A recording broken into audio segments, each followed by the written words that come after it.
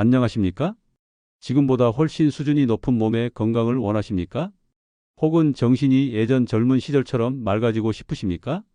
또한 이미 불교에 인연이 있으신 분들이라면 각종 수행법을 들어보셨을 텐데 남방불교 성문도에 관심이 있어서 호흡 수행을 하시나요? 혹시 관세음보살을 존경하시면서 염불이나 다란이를 외우십니까? 아니면 재앙을 멸하고 수명을 연장하기 위해 약사열애 진언을 외우십니까? 또는 금강경을 사경하거나 반야심경을 외우십니까? 제가 오늘 말씀드릴 내용은 지금까지 열거한 모든 분들에게 도움이 될 내용입니다. 이것을 모르고 수행하면 훨씬 비효율적이고 이것을 알고 수행하면 훨씬 효율적일 수밖에 없습니다. 특히 관세음보살 공부를 하시는 분들께 큰 도움이 되리라 확신합니다. 대부분의 분들은 자신이 능동적으로 수행을 선택하지 않고 주변에 생기는 인연 따라 공부하시기 때문에 불교 수행 전문가가 아니고서는 이 중요한 내용에 대해 모르시는 분들이 더 많을 거라 생각하니 오늘 내용을 끝까지 잘 들어주시기 바랍니다. 지금부터 누구나 조금쯤은 들어보신 이야기들을 제가 연결만 시켜 보겠습니다. 불교에서는 탐욕, 분노, 무지 이 세 가지를 탐진치 삼독이라고 합니다. 또 부처님을 대영웅이라고 하는데 일반적으로 역사 속 영웅들은 수많은 적을 이겨서 영웅이라는 칭호를 받습니다만 그러나 부처님은 자기 자신과의 싸움에서 이겼다고 해서 대영웅이라고 불립니다. 그래서 규모가 있는 사찰에서는 부처님을 모신 정각을 대영웅을 모셨다고 해서 대웅전이라고 합니다. 그래서 자기 자신과의 싸움이란 수많은 전생에 반복된 탐욕, 분노, 무지와 이번 생의 탐욕, 분노, 무지를 이겨내는 것을 말합니다. 호흡이든 연불이든 참선이든 관상이든 다란이와 진언이든 마음을 관하는 방법을 수행하시든 무엇을 기도하고 수행하시든 결국 내 마음의 탐욕, 분노, 무지를 이겨내는 것이라는 원리는 같습니다. 그렇다면 이제 생각해 볼 점이 여러 가지 있습니다. 불교 수행은 어떤 원리로 어떻게 시작해야 할까요? 그냥 옆 사람이 좋다고 하는 것을 좋은 게 좋은 것이니 나도 그냥 따라하면 될까요? 그게 아니라면 내가 여러 가지 불교의 수행 중 하나를 선택한다면 대체 어떤 것을 선택해야 할까요? 그리고 내가 들어본 여러 가지 수행법들은 내 마음의 근본적인 번뇌들과 어떻게 싸우도록 도와준다는 이야기일까요? 또 그 싸움에서 이기려면 먼저 적을 알아야 하는데 내 마음속에 있다는 탐욕, 분노, 무지라는 적에 대해서 어떻게 알아야 할까요? 오늘은 그에 대한 도움을 드리는 소중한 시간입니다. 영상을 끝까지 보시면서 많은 도움 받아가시기 바랍니다. 지금부터 영상의 내용이 시작되는데 첫 번째로 정말 관세음보살님은 분명히 탐진치 삼독을 해결하라고 하셨을까요? 명확히 그런 구절이 있는지 그것을 먼저 알아보고 두 번째로 보통 사람들은 탐욕, 분노, 무지가 일상생활에서 어떻게 발현되고 있는지 알아보고 그 발현되는 수많은 성향들을 구체적으로 살펴보면서 나는 어떤 탐욕과 분노와 무지가 있는지 판단해보고 마지막 세 번째로 수많은 성향 중에서 내가 어떤 탐욕과 분노와 무지가 있는지 판단했다면 어떤 수행이 맞는지 그리고 그 수행은 어떤 효과가 있는지 알아보겠습니다. 제1장 과연 관세음보살님은 우리에게 탐욕, 분노, 무지를 여의는 것이 수행의 핵심이라고 말씀하셨을까? 한국 사람들이 많이 보는 경전의 내용을 통해 그 출처를 알아보자. 그에 대한 답변은 일단 한국에서 가장 많이 외우시는 신묘장구대 다란이의 한 구절로 드리겠습니다.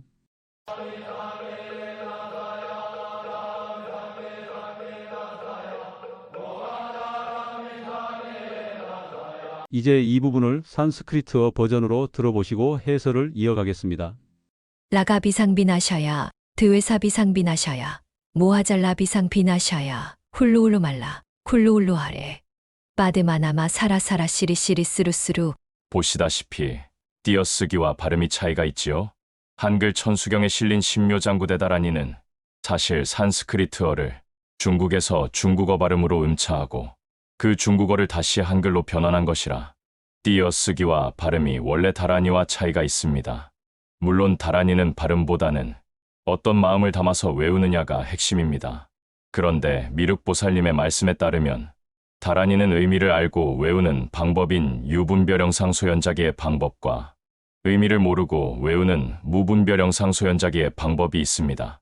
둘 다 효과가 있는데 뜻을 알고 외우게 되면 다란이를 외우면서 그 뜻을 다란이에 담아서 외우게 되면 관세음보살님과 감응도 당연히 더 잘 될 것이고 외우는 동안 아름다운 생각과 말로 선업을 짓게 되는 효과가 있습니다. 그래서 이 채널인 마음 닦는 손오공 채널에서는 뜻을 알고 외우는 방법을 소개드려왔습니다. 그래서 이 구절을 번역을 찾아보면 라가는 탐욕, 비샹은 독입니다. 비나샤아는 완전히 사라지다라는 산스크리트어 뜻입니다. 그래서 이 문장은 탐욕이라는 독을 완전히 사라지게 하겠습니다라는 뜻이 됩니다. 그 다음 문장의 드웨샤는 분노, 세 번째 문장의 모아 잘라는 무지의 그물이라는 뜻입니다. 이렇게 분명히 관세음보살님은 천수천 안관세음보살광대원만 무에 대비 심다란이경이라는 후대에 편집된 천수경의 원본경전에서 다란이를 외우기 전에 본인을 따라서 16가지 서원을 세우고 외우라고 하셨고 신묘장구대다란이의 본문 구절에는 탐욕, 분노, 무지를 완전히 극복하겠다라는 내용을 각각 3구절씩이나 넣어 놓으셨습니다. 궁금해하실까봐 그 다음 구절을 조금만 더 설명드리면 훌루훌루 말라 쿨루훌루 하래 바드마나마 사라사라 시리시리 스루스루. 다음 구절은 탐욕, 분노, 무지를 점점 극복하면서 수행자의 몸과 마음에 일어나는 효과를 표현하는 구절입니다. 정수리가 열리고 허공에서 감로라고 불리는 수승한 에너지가 마치 물처럼 몸으로 들어오면서 점점 몸의 업기를 소멸하게 되고 나중에 기경팔맥의 중심맥인 심맥과 마음이 같이 열리는 맥해심계, 의해심계라는 높은 수행의 경지를 연꽃을 뜻하는 파드마라는 산스크리트어와 물이 흘러가는 의성어인 훌루훌루로 표현해 놓았습니다. 이제 탐욕, 분노, 무지를 극복하겠다는 내용이 담긴 다란이를 외우고 있다면 관세음보살님을 본받아 내 안의 탐진치를 극복하는 것이 선택이 아닌 필수라는 것을 이해하셨을 겁니다. 일단 계속해서 설명을 이어가고 영상 마지막에서 오늘 본격적으로 설명드릴 내용과 합쳐 지금 말씀드린 관세음보살님의 뜻에 대해 더 보충 설명드리겠습니다. 그러면 이제 앞에 말씀드린 대로 과연 나는 어떤 탐진치의 성향이 일상에서 발현되고 있는지 알아야 그것을 닦을 수 있겠지요? 그렇다면 혹시 다른 사람들은 어떻게 발현되고 있는지 예를 들어준 경전을 없을까요? 그래서 제가 좌선 삼매경이라는 유명한 경전에서 그 부분을 묘사하는 내용을 가져왔습니다. 지금 바로 화면 하단의 구독 버튼과 좋아요 버튼 눌러주시고 알림 설정 부탁드립니다. 진실된 부처님의 가르침이 더욱더 많은 사람들에게 전달되는데 많은 도움이 됩니다. 감사합니다. 제2장 부처님의 가르침에 따라 내 마음을 닦으려면 먼저 내 마음에 대해 알아야 한다. 탐욕의 성향이 심한 사람들은 어떤 말과 행동으로 인생을 살아가는가? 구체적인 유형을 알아보자. 지금 소개드릴 좌선 삼매경의 내용은 문장을 보시게 되면 조금 예스러운 말로 표현하셨을 뿐 전혀 어려운 용어나 쓰지 않고 평이하게 풀어놓으셨지만 다음대 부처님이신 미륵보살님의 대승불교유식학으로 보면 근본번뇌, 대수번뇌, 중수번뇌, 소수번뇌, 선심소 등 원래 전문 용어들이 들어가는 어려운 내용을 인간의 마음이 일상에서 선, 악, 무기업을 다양하게 일으키는 부분에 대해 간략하면서도 이해하기 쉽게 총망라해 놓으셨습니다. 이렇게 총망라하기 절대 쉽지 않습니다. 비록 신비한 수행 테크닉만 쫓는 사람에게는 아무 가치가 없어 보일지라도 진정 자신과 타인의 마음을 관찰하며 제대로 마음 닦는 수행을 하신 분들에게만 가치 있게 보이는 보물입니다. 인연이 닿는 분은 반복해서 보시면 인간의 유기식인 이번 생의 마음을 통찰하는데 아주 많은 도움이 되실 것입니다. 말씀드린 대로 모든 사람들은 탐진치 삼독에 의해 영향받고 있습니다.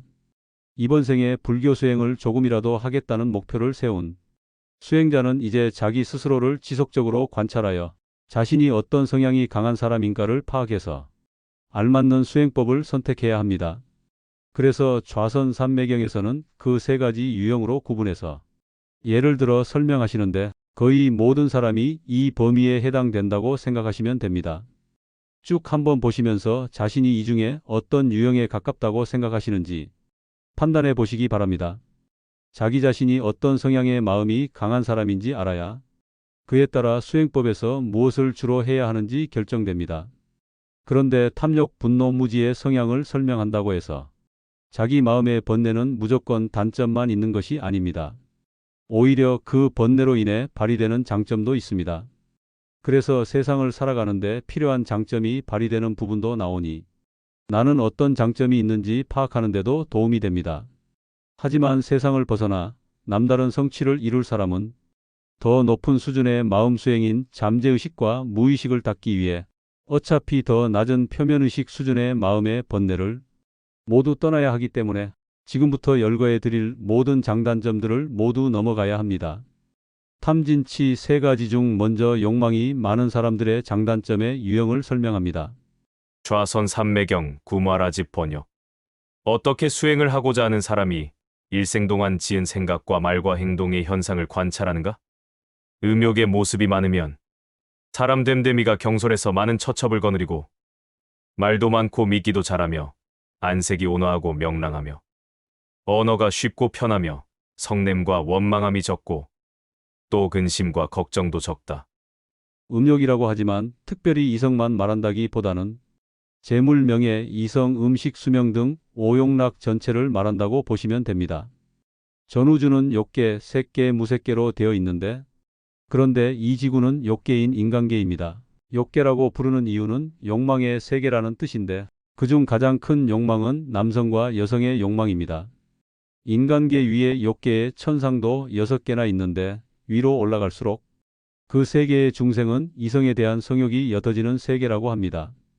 그래서 사람이 수행을 해서 마음을 닦아 인간의 수준 이상으로 몸과 마음을 변화시키려면 가장 먼저 성욕이 첫 번째 관문이 됩니다. 여기서 한 가지 비밀을 말씀드리면 불교에서 일반적으로 망상이라고 부르는 생각 중 아주 높은 경지에 이르기 전까지 대부분의 망상은 이번 생에 직접 간접적 경험을 언어와 문자로 생각하는 유구식이라고 부르는 마음이 일으키고 그래서 세상에 알려진 대부분의 수행은 더 깊은 심층무의식인 7식이나 8식보다는 유구식이라는 마음을 닦는 데 집중되어 있습니다. 그런데 그 유기식은 어린 시절 우리가 2차 성징을 일으켜서 남자와 여자가 서로 이성으로 인식하게 되는 시점부터 성장하게 됩니다. 그리고 더 시간이 흐르면 남자는 정자 생산이 시작되어 몽정이 시작되고 여자는 생리가 시작됩니다. 그렇다면 반대로 내 마음의 이성에 대한 욕망을 총체적으로 분석해서 그 욕망을 다스리기 시작한다면 어떤 현상이 일어날까요? 어린 시절 2차 성징이 일어나는 것과 반대로 정자 난자 생산에 쓰이기 위해 낭비되는 생명 에너지가 어린 시절처럼 나의 뇌와 몸을 보강하며 질병과 노화에 저항하는 데 쓰여지게 됩니다. 그 현상을 도가에서는 비유하기를 여자에게는 참정용 붉은 용을 끊다. 남자에게는 황백호 하얀 호랑이를 항복시키다라고 합니다. 이미 노인이 되어 갱년기를 지났기에 정자난자 생산이 없는 분들은 생명 에너지가 넘치기에 다시 젊은 시절처럼 정자난자 생산이 시작되는데 더 수행이 진보되면 그 현상이 어린 시절처럼 다시 끊긴다고 합니다. 아니 어떻게 그런 현상이 일어나는지 못 믿겠다고요? 글쎄요, 앞에 놓인 컵에 담긴 물이 찬지 더운지를 알려면 오직 그 컵에 담긴 물을 마셔본 사람만이 정확히 알겠지요? 염불이든 호흡이든 다란이이든 자신이 정말 그 방편을 활용해 마음을 닦고 있다면 그런 현상이 조금씩 일어나기 시작합니다. 오랫동안 했는데도 그런 현상이 일어나지 않는다면 혹시 내 수행에서 뭔가 빠지거나 소홀한 부분이 없는지 점검해 봐야 합니다. 정통 불교 수행과 정통 도가에서는 같은 말을 하고 계시니까요. 계속 가겠습니다. 음욕이 많은 사람은 많은 기술에 능통하고 듣기를 좋아하여 하는 것이 많다. 문장과 개송에 애착하고 담론을 잘하며 다른 사람의 감정을 잘 살피고 많은 두려움을 지니고 있다. 마음은 방 안에 가 있으며 얇은 옷 입기를 좋아하고 여색에 목말라 있으며 몸을 누울 때 쓰는 가구나 의복, 나아가 향과 꽃에 애착한다. 마음은 매우 부드럽고 남을 가엾어하는 마음이 있다. 말을 아름답게 하고 복되는 선업을 닦는 것을 좋아하며 뜻은 하늘에 태어나는 것을 좋아하고 무리들 속에 있어서도 어려움이 없다. 무리들 속에 있어서도 어려움이 없다는 구절은 사람들끼리 만나 서로 어울리는 것을 좋아한다는 말입니다. 뜻은 하늘에 태어나는 것을 좋아한다는 구절은 죽음에 대한 불안감으로 더 좋은 세상에 태어나고 싶은 욕망이 있다는 뜻입니다.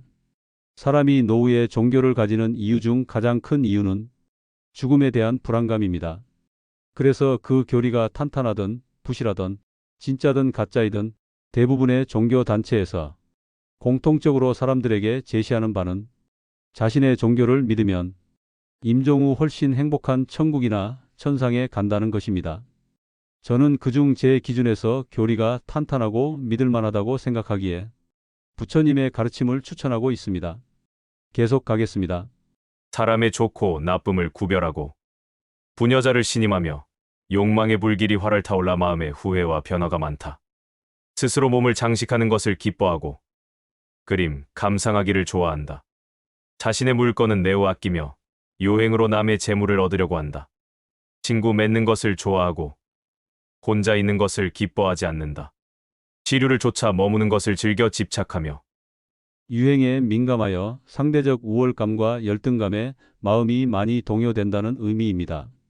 지금부터 누구나 가지고 있는 감정에서 탐욕이 심한 사람의 감정적 단점이 나옵니다. 감정에 희로애락이 심하다면 만약 수행을 시작해도 그 감정이 수행을 방해할 것입니다. 깜짝깜짝 놀라거나 무서워하여 의지가 원숭이와 같다. 소견이 천박해서 일을 하되 깊이 생각하지 않으며 가벼운 의지로 일을 하고 얻은 것이 마음에 맞으면 기뻐서 운다. 신체가 가늘고 유약하여 추위의 고통을 견디지 못하며 쉽게 힘들어하고 쉽게 들떠서 일을 감당할 수 없다. 조금만 얻어도 크게 기뻐하고 조금만 잃어도 크게 걱정하며 스스로 엎드리고 숨는다. 배움에 오로지 하나에 전념하지 않고 이것저것 호기심이 많다. 숲의 정원에서 논일기를 좋아한다. 정도 많고 바라는 것도 많아서 뜻을 상견에 집착한다. 상견이란 자신의 임종 후에 다른 세계에서 영원히 즐겁게 살아가고 싶다는 생각에 집착하는 것을 말합니다. 그 생각이 잘못된 것은 아니지만 그 방법에 대해서 연구하지 않는다는 것이 문제입니다. 불교에는 명확한 방법이 있지요. 계속 갑니다. 근처에 덕이 깊은 대덕이 있으면 뜻을 앞세워 질문하고 남의 말을 인용하길 좋아하며 얼굴이 두꺼워 욕됨을 견딘다. 그런데 욕망이 있으면 단점만 있는 것이 아닙니다. 장점이 있습니다. 이제 장점이 나옵니다. 이를 들으면 재빨리 이해하고 하는 바의 사업이 좋고 나쁨을 분별하며 다른 사람의 고난과 재액을 가엾이 여긴다. 스스로 크게 남보다 뛰어남을 좋아하여 다른 사람에게 능멸을 받지 않는다. 기쁘게 보시와 은혜를 베푸는 것을 행하고 착한 사람들을 인도하며 좋은 음식을 얻으면 다른 사람과 함께 먹는다. 그렇지만 뜻을 가깝고 세밀한 데에 두지 않고 현실성이 없는 멀고 큰 데에 둔다. 눈은 세욕에 집착하여 이를 끝맺지 못하고 멀리까지 헤아리지 못한다. 용두사미처럼 꿈과 이상은 크지만 마무리가 좋지 않고 먼 미래보다 당장 닥친 일에 급급한다는 뜻입니다. 세상 각지의 풍속을 알아 안색을 관찰하고 다른 사람들의 마음을 탐색하여 능란한 언변과 지혜로 친구를 맺으나 견고하지 않다. 이성에 관심이 많은 사람은 유행에 민감하며 다른 사람들의 말에 귀가 얇고 유행어와 재미있는 말을 하지만 아무리 사람을 만나 넓게 사귄다고 해도 비슷한 욕망을 추구하는 과정에서 만나지는 사람과 친하게 지내기에 진정한 친구는 사귀기가 어렵다는 뜻입니다. 머리털이 적게 나고 잠을 적게 자며 앉고 눕고 가고 일어섬에 몸가짐을 잃지 않는다. 이성에 관심이 많은 것과 자신의 외모에 신경을 쓰는 것은 당연히 비례합니다. 소유한 재물로 신속하게 위급함을 구할 수 있으나 얼마 뒤에 지출한 재물에 대해 후회하고 아까워하며 발생한 삶의 문제를 일단 우선적으로 재물로 해결하려는 경향이 있는데 또 쉽게 아까워한다는 뜻입니다. 뜻을 받아들여 재빨리 얻지만 얼마 있다 다시 잘 잊어버린다. 거동을 아끼니 자신을 바꾸기가 어렵고 다른 사람이 말하고자 하는 뜻을 바로 이해하지만 그만큼 잊어버리는 것도 빠르기 때문에 실천을 못하니 자신의 행위를 올바른 방향으로 바꾸기가 어렵다는 뜻입니다. 욕심을 여의기 어렵지만 죄를 지어도 가볍고 미미하다. 이와 같은 여러 가지가 바로 음욕의 모습이다. 재물, 명예, 이성, 음식 등에 대한 욕망을 벗어나기 어려워 계속 추구하지만 그렇다고 해서 그렇게 다른 사람에게 큰 피해가 갈 행동을 하지는 않는다는 뜻입니다.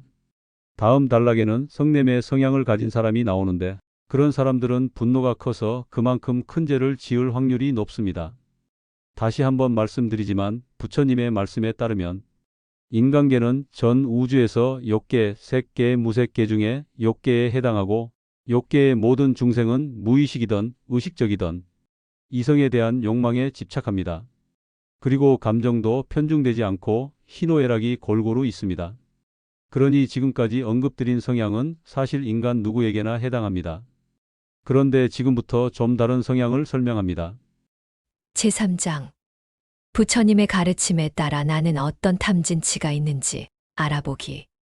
앞서 탐욕의 성향이 강한 사람들의 일상적 행동을 알아보았으니, 이제 분노의 성향이 심한 사람들은 어떤 말과 행동으로 인생을 살아가는가.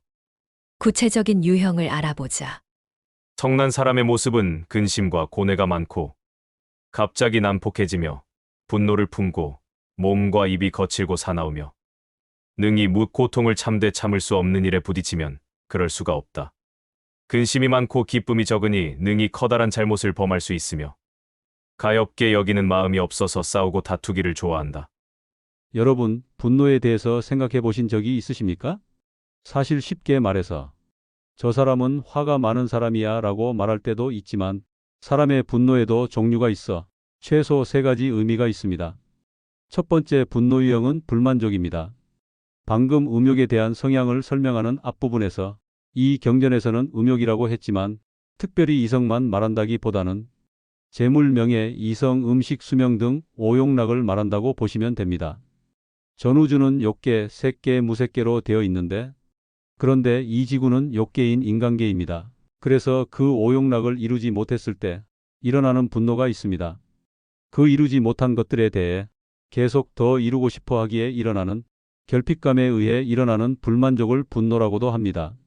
이 경우에는 욕망과 분노는 반비례 관계가 되는데 이 분노는 사람의 마음에는 누구나 가지고 있는 기본적인 분노입니다. 그런데 더 안 좋은 분노가 있습니다. 두 번째 분노 유형은 무조건 다른 사람을 이겨야 직성이 풀리는 마음입니다. 인간의 기본적인 욕망인 오욕락을 추구하는 과정에서 나와 남을 이롭게 하면서 자신의 욕망을 이루려는 방식이 아닌 남에게 피해가 가더라도 일단은 자신의 욕망을 이루고야 마는 방식을 선택해서 다른 이에게 화를 내거나 싸움을 걸거나 투쟁하는 방식으로 자신의 욕망을 이루려고 하는 마음을 말하기도 합니다.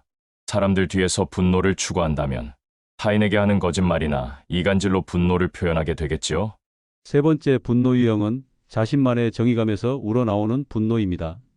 사람은 자신이 스스로 정의롭다고 생각하게 되면 남을 비난하기 위해 분노하는데 거침이 없습니다. 대체 정의감에서 우러나오는 분노가 무슨 문제냐고요?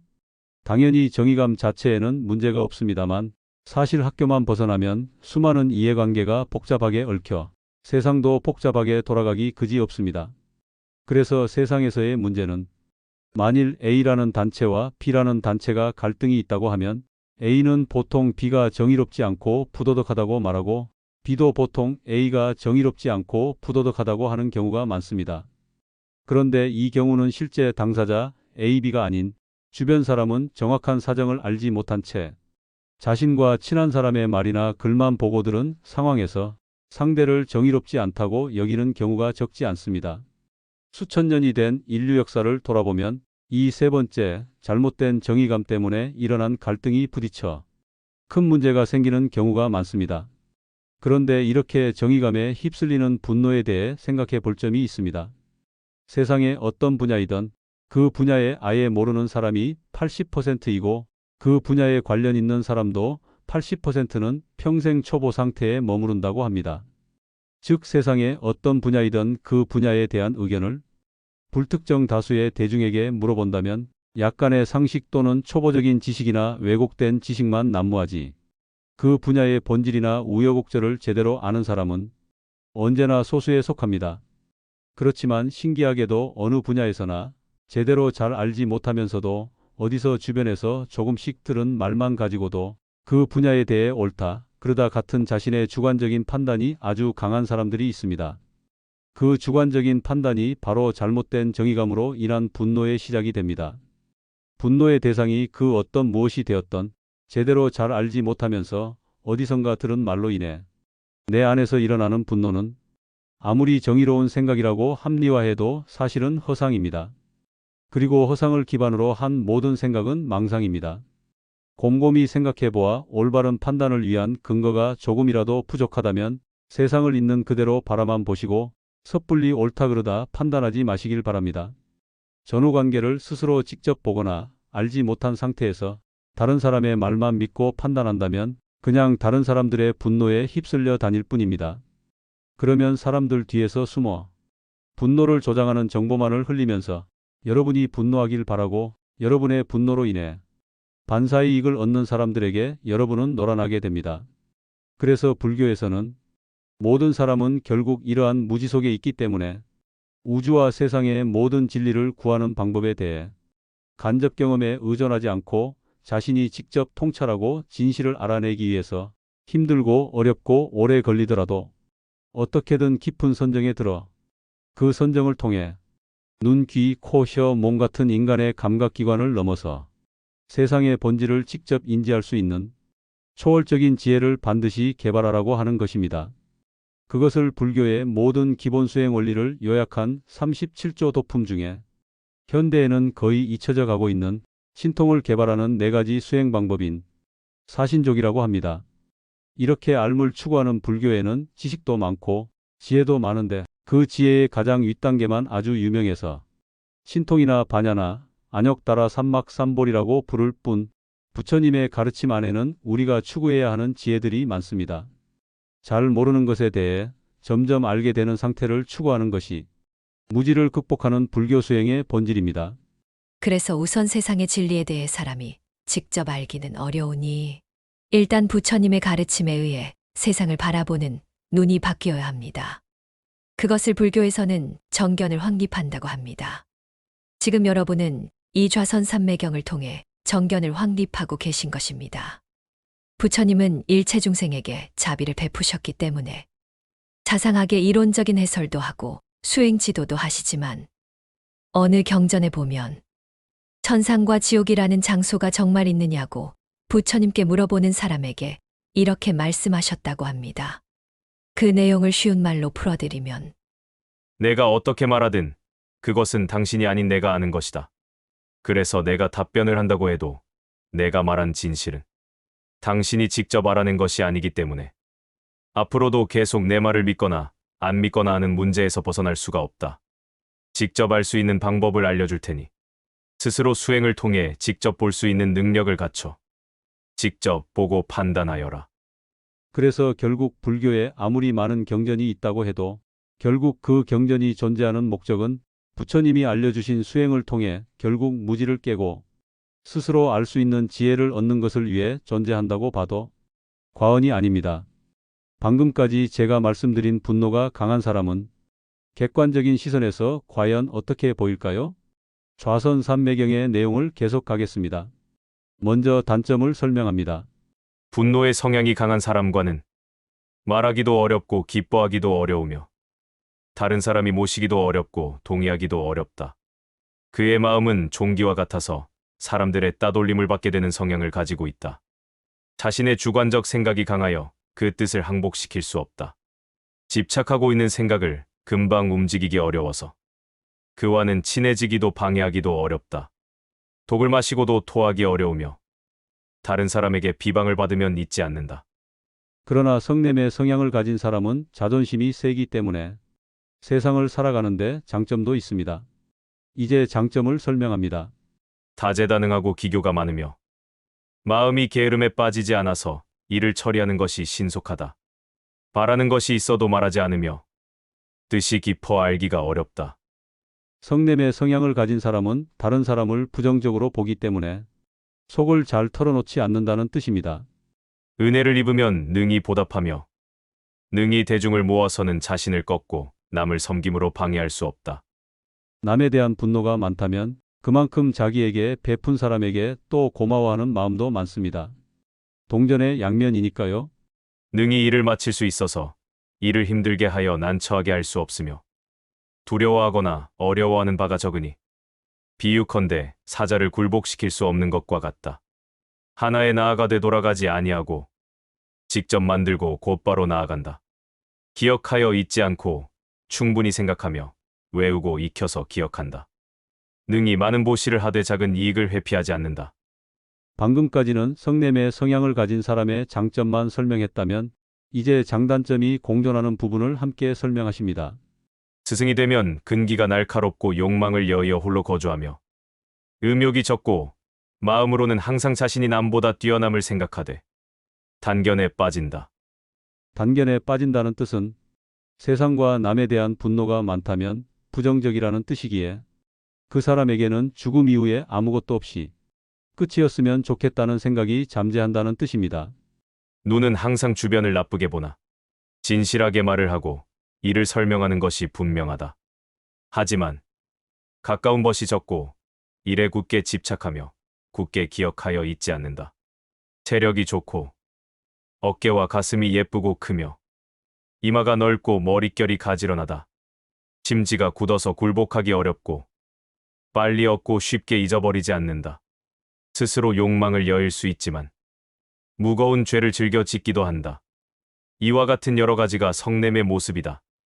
지금까지 탐욕이 강하거나 성냄이 강하거나 한 경우를 살펴보았는데 물론 둘 다 세간을 벗어나는 도를 닦는 입장에서는 모두 문제가 되지만 세간의 재물과 명예를 추구하는 측면에서는 단점만 있는 것이 아니라 장점도 많았습니다.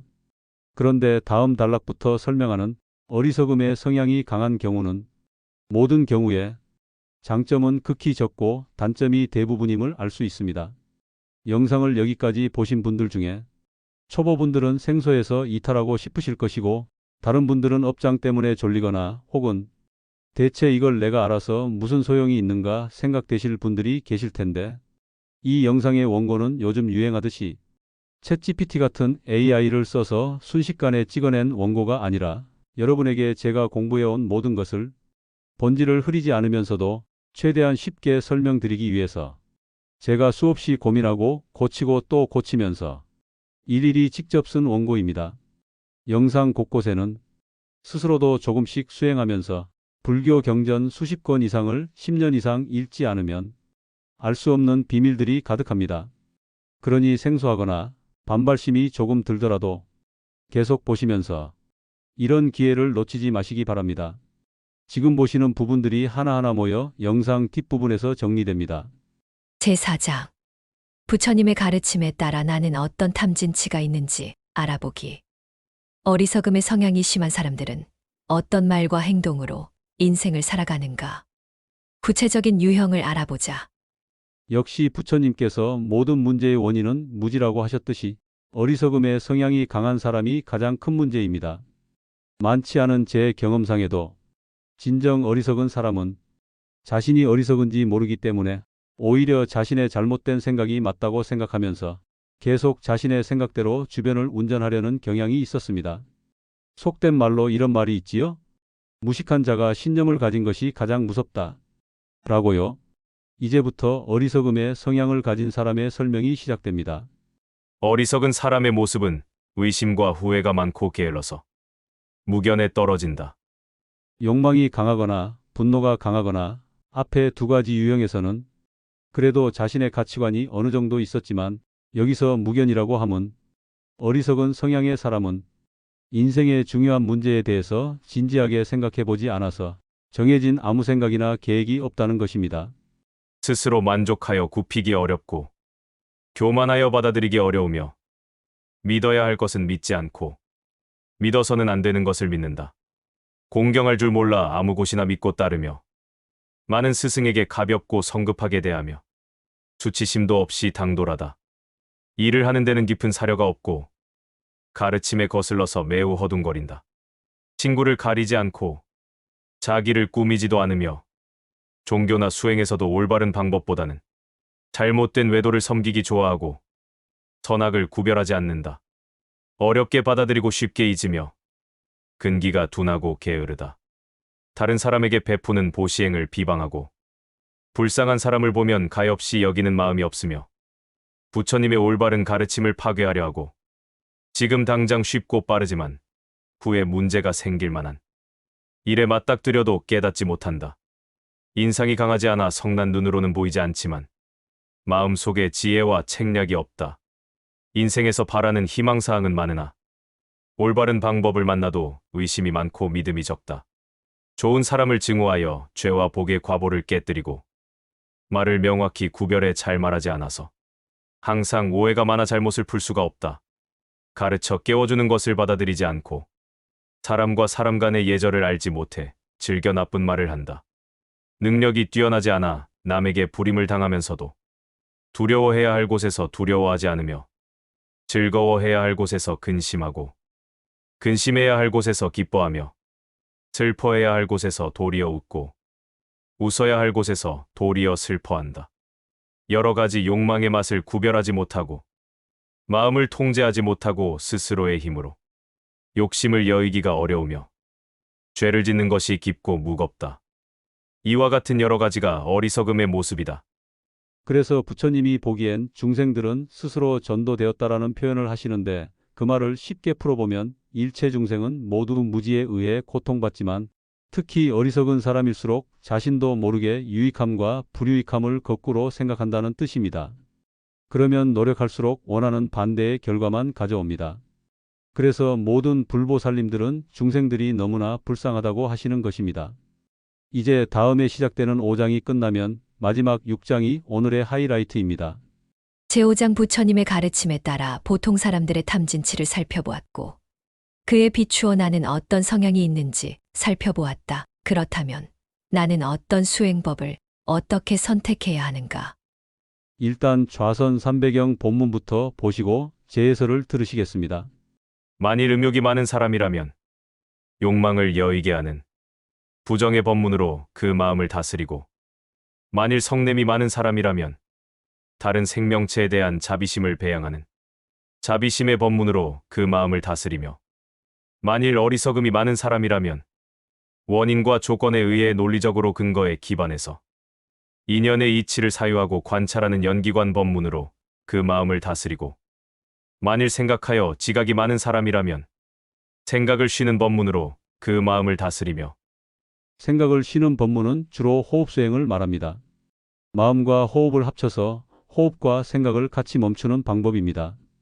만일 자신의 생각이 강하여 주관적인 생각으로 구분하기를 좋아하는 사람이라면 불보살의 성취에 대한 겸손함을 통해 믿음을 일으키는 염불의 법문으로 그 마음을 다스리니 모든 이와 같은 탐욕, 분노, 무지, 오만, 이심 등의 갖가지 병통을 여러 가지 법문으로 다스린다.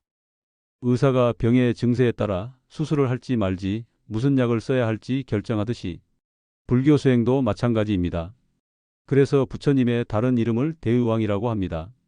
석가모니 부처님 말고 약사유리광왕 열애라는 부처님도 계시지요. 여러분에게 왜 이렇게까지 여러 각도로 마음을 다스리는 수행을 해야 하는지 그에 대한 열매를 말씀드려야 의욕이 생길 것이기에 제1장에서 관세음보살님이 신묘장구대다라니에 담아 놓으신 뜻을 조금만 더 풀어드리겠습니다.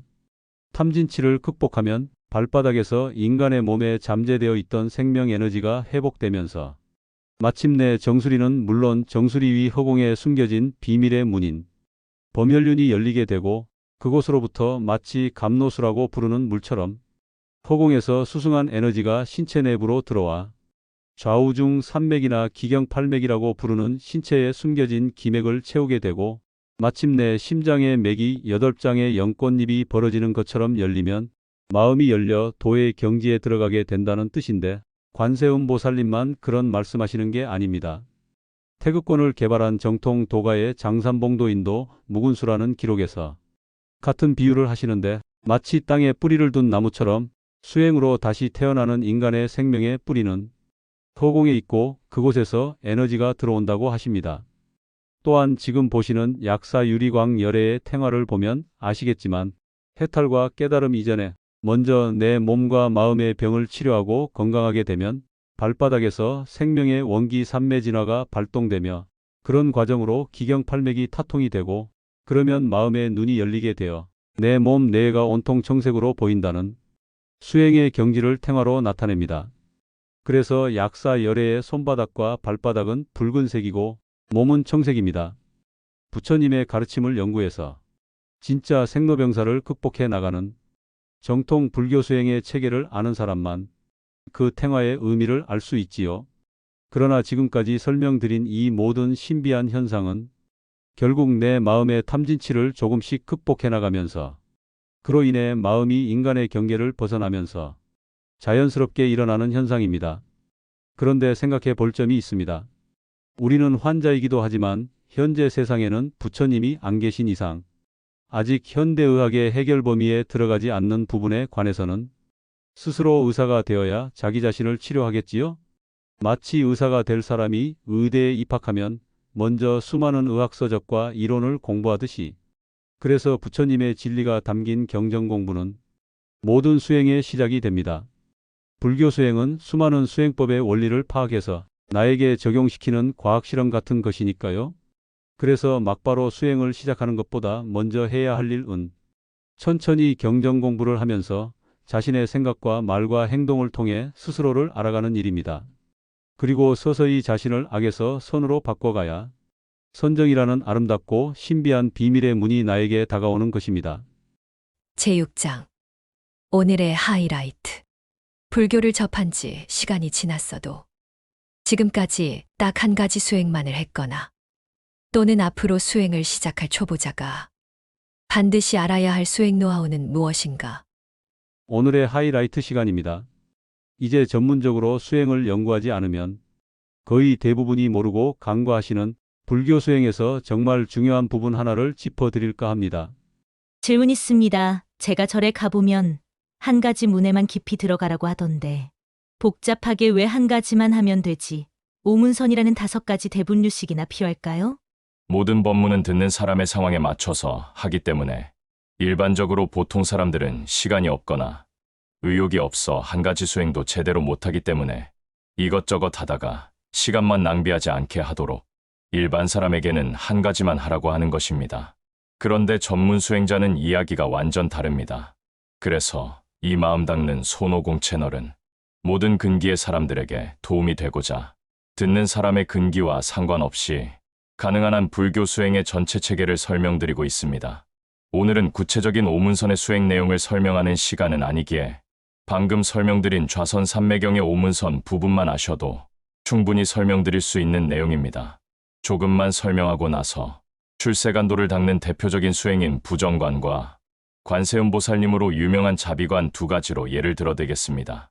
먼저 5가지 선에 들어가는 문인 오문선 중에 부정관이라 함은 수 없는 전생들과 현생에 쌓은 탐욕을 없애기 위해 먼저 부처님의 가르침이 담긴 경전의 내용을 공부해서 일단 언어와 문자를 통해 내가 가지고 있는 탐욕들이 수많은 생을 윤회하는 나의 미래에 결코 도움이 안 된다는 것을 반복적으로 이해해야 합니다.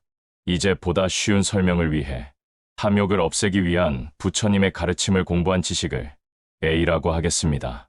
그렇지만 기본 경전 공부를 하면서도 보통은 호흡 수행 같은 방법을 통해 기초 선정에 들어가기 위한 마음의 힘을 조금씩 배양합니다. 이제 그 배양된 마음의 힘을 B라고 하겠습니다.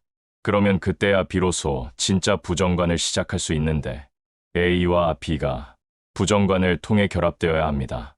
마지막으로 사람의 죽은 몸이 조금씩 분해되어가는 여러 단계의 영상들을 부정관의 명상 대상으로 삼아 그 대상들에 집중하여 그 명상 대상에 그간 공부한 A와 B를 결합하여 수행합니다. 즉, 탐욕의 대상을 명상 주제로 삼고 그 탐욕의 대상에 대한 혐오감인 A를 결합하여 그동안 배양한 마음의 힘을 통해 선정에 머물러 유지하는 것과 정사유로 탐욕이라는 망상집착을 뿌리 뽑는 행위 2가지를 병행하는 것이 바로 부정관입니다. 그래서 그 결과로 조금씩 내 몸과 마음에서 해탈이 됩니다. 방금 말씀드린 내용들은 호흡 수행과 결합한 전문적인 내용이고 어려워하실 것 같아 높아심에 다시 말씀드리는데 언어와 문자로 부처님 말씀을 공부해서 내가 탐욕하는 대상들이 마음에 떠오르면 반복해서 공부한 내용을 떠올리는 것이 기초 부정관입니다. 따라서 제가 바로 직전에 올린 영상을 보면서 죽음이란 과연 무엇인가에 대해 외면하지 않고 곰곰이 생각하는 것도 부정관의 시작입니다. 계속합니다. 이제 간단히 부정관을 이해하셨으니 오늘의 하이라이트 부분을 설명드릴 수 있습니다. 그런데 문제가 있습니다. 오늘 설명드린 사람의 성향을 기억하시죠? 그런데 이런 부정관 훈련을 만일 이미 타고난 성향이 세상에 대해 비관적이고 염세적인 사람에게 시킨다면 내 몸과 세상에 대한 집착을 떨쳐 살아서 해탈을 하는 부정관이 원래 목적을 넘어 살아서 해탈을 하고 싶어 하는 게 아니라 마냥 이 세상을 살기 싫어질 수 있지 않을까요? 부정관으로 내 잠재의식과 무의식 속에 있는 내 몸과 세상의 각종 물질에 대한 탐욕을 해결한다고 해서 삶의 의지가 사라지면 안 됩니다. 부정관은 오히려 강력한 삶의 의지를 가지고 수행전보다 훨씬 건강한 정신과 몸을 만들기 위해 하는 것입니다. 그 목표를 위해 부처님의 가르침에 따라 내가 좋아해서는 안 될 대상에 대해 좋아하는 집착을 무집착으로 중화시키는 것이 부정관인데, 이미 염세적인 성향을 가진 사람에게 부정관을 시키면 반대로 싫어하는 집착으로 바뀝니다. 좋아하는 집착이든 싫어하는 집착이든 집착인 것은 마찬가지입니다. 그래서 타고난 성향이 분노에 치우쳤거나 살면서 세상에 이미 염증을 느낀 사람에게는 부정관보다는 자비관을 먼저 가르치거나 부정관을 시작했어도 바로 관을 바꿔서 자비관으로 돌려야 합니다. 그것을 역관, 관을 바꾼다라고 합니다. 어떤 수행법이든 한 가지 수행법만 하시는 분들은 그 수행법만의 고유한 강점이 있을 것인데, 지나치게 되면 오히려 그 강점이 내 수행에서 발목을 잡을 수 있습니다. 그 이유는 두 가지인데, 첫 번째로 내 근본 본내는 탐욕, 분노, 무지, 오만, 의심 5가지인데 5가지가 성격이 매우 다르기 때문에 그 망상을 다스리는 대치 법문도 때에 따라 당연히 달라져야 하기 때문입니다. 예를 들면 대학교를 가기 위해 수능을 치는 것과 비유하면 국영수 중에 아무리 한 과목만 잘해도 나머지 점수가 안 나오면 안 되고, 문과 같으면 국영수 사회, 이과 같으면 국영수 과학을 골고루 잘해야 수능 점수를 잘 나왔다고 치는 것과 비슷하겠지요? 두 번째로 수행을 해보시면 아시겠지만 내 안의 마음에서 나오는 번뇌는 바로 수행을 시작한 나의 적이기 때문에 요리조리 내 수행법이 효과가 없도록 탐진치가 뒤죽박죽으로 올라옵니다. 예를 들어 앞에 말씀드렸듯이 탐욕을 누르기 위해 부정관을 한다면 무지에 의한 무기업이 올라오거나 마음이 어지러워지는 산란이 올라옵니다. 그런데 무기를 다스리기 위한 연기관을 모르거나 산란을 다스리기 위한 호흡수행을 몰라서 계속 부정관만 한다면 효과가 없진 않겠지만 번뇌를 대체하는 효과가 느릴 수밖에 없지 않겠습니까? 그래서 다시 앞에 고등학생이 대학을 갈 때 치는 시험인 수능으로 비유한다면 오늘 자신의 성향을 먼저 파악하고 수행법을 선택하라는 것은 국영수, 사회, 화학 중에 자신이 가장 기초가 없고 가장 못하는 것을 먼저 집중적으로 공부를 시작하라는 이야기인데, 하지만 결국엔 5과목 다 잘해야 내 모든 번뇌가 다스려지는 것입니다. 수행 방법을 필요에 따라 바꾸는 역관이 바로 지금까지 한 가지 수행만 하는 분들이 많이 모르는 부분입니다. 만일 부정관이 생소하여 이해가 어려우시다면 이해가 쉽게 다른 예를 들어드리겠습니다. 오문선 중에 자비관은 대승보살도의 핵심으로서 불보살을 따라 원력을 세우고 일상에서 선행하면서 자비를 실천하라는 것인데, 수많은 전생에 쌓은 분노를 없애는 것이 주목적입니다. 그런데 자신의 타고난 성향이 원래 사람들과 어울리며 대소사에 일일이 간섭하길 좋아하고 세간을 떠나겠다는 출리심을 일으키길 싫어할 만한 성향을 지닌 사람에게 무작정 자비관을 먼저 가르친다면 계속 세상의 오용락을 즐기고 수행을 등한시하면서도 세상에 자비를 실천한다는 명분으로 합리화하며 해탈을 위한 출세관을 위한 전문 수행을 계속 미루면서 안 하게 되지 않을까요? 관세음보살님의 자비관 수행이 다양한 중생들을 포용하기 좋고 정말 뛰어나기는 하지만 사실 자비심을 배양하고 실천하는 자비관 수행은 다른 종교에도 조금씩 있는 것이고, 불교의 성자가의를 얻기 위해 해탈과 깨달음을 얻으려면 각각 그 결과를 이루어내는 탐욕을 여의는 부정관과 원인과 조건으로 이치를 궁구하는 연기관 2가지가 불교와 다른 수행 단체와 명확히 구별되는 필수 수행입니다. 그래서 타고난 성향이 세상에 오용락을 잘 놓을 수 없는 사람에게는 내가 좋아하는 것들의 실체를 파악해서 사실 그것들은 가치가 없다고 보게 하여 탐욕을 여의게 하는 수행인 부정관을 먼저 가르쳐야 합니다. 아니면 부정관과 자비관을 둘 다 가르쳐서 내 마음에서 탐욕이 올라오면 부정관을 하다가 분노가 올라오면 자비관을 하는 식으로 두 가지를 병행해야 합니다. 계속해서 사람의 성향에 따라 왜 각각 다르게 오문선이 활용되어야 하는지 예를 들어드리겠습니다. 경전 공부를 좋아해서 책만 계속 보고 그 책의 내용을 생각하느라 생각을 멈추지 못하는 사람에게는 생각을 멈추고 선정을 얻도록 호흡 수행을 가르쳐야 합니다. 호흡 수행은 일체 에너지인 풍대를 다루는 것인데 풍대란 곧 움직임을 말합니다. 그래서 망상번뇌 같은 생각이 많아 멈출 수 없는 사람은 들숨날숨을 관하다가 수준이 높아지면 생각이 일어나고 사라지는 것도 움직임인 풍대이기 때문에 풍대를 멈추어 생각을 멈추는 호흡 수행이 필수입니다. 반대로 생각을 멈추는 훈련만 하면서 경전을 등한시하고 교리 공부를 안 하는 사람에게는 생각을 멈추어 선정을 얻어도 그 선정 속에서 정사유를 하는 게 불교의 정통 관법 수행이기에 교리를 모르면 선정을 얻어도 잘못되기 십상이라는 것을 알려주어 우선적으로 경전 공부를 시키면서 원인과 조건에 맞게 원하는 결과를 얻도록 논리적으로 근거를 들어 설명하는 성현의 가르침을 계속 읽도록 해서 연기관의 기초를 확립해야 합니다. 불교 수행은 누구나 알 수 있는 기초 연기관에서 시작해서 고차원의 연기관으로 끝난다고 해도 과언이 아닌데 결국 해탈과 깨달음을 얻으려면 선정 속에서 부처님의 교리를 떠올리면서 정사유를 운용해서 번뇌를 떨치는 과정 속에서 결과적으로 이루어지는 것입니다. 정말 오늘의 내용이 끝났습니다. 좌선 삼매경에서 이제 자기 자신의 일상적 생각과 행위를 돌아보면서 자신의 성향에 대해 파악하며 자신에게 알맞는 수행을 선택하는 부분까지 마무리되었으니 이 경전의 다음 내용은 본격적인 수행에 대한 내용입니다. 수행은 아무리 자세히 알수록 더 자세히 알아야 하는 필요성이 있습니다.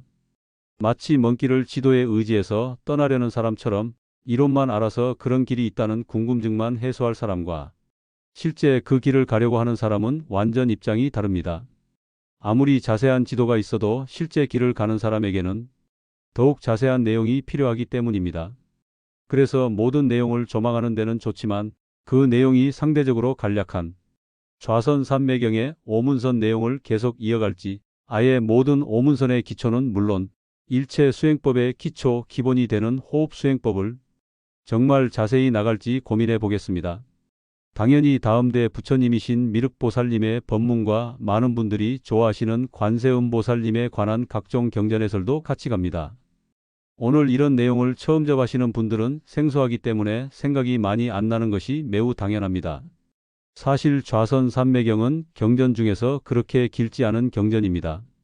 그런데 탐욕, 분노, 무지 세 가지 성향에 대해서 이렇게 비중을 두어 일일이 나열해 놓으셨다는 것은 부처님의 가르침에 비추어 깊은 뜻이 있는 것입니다.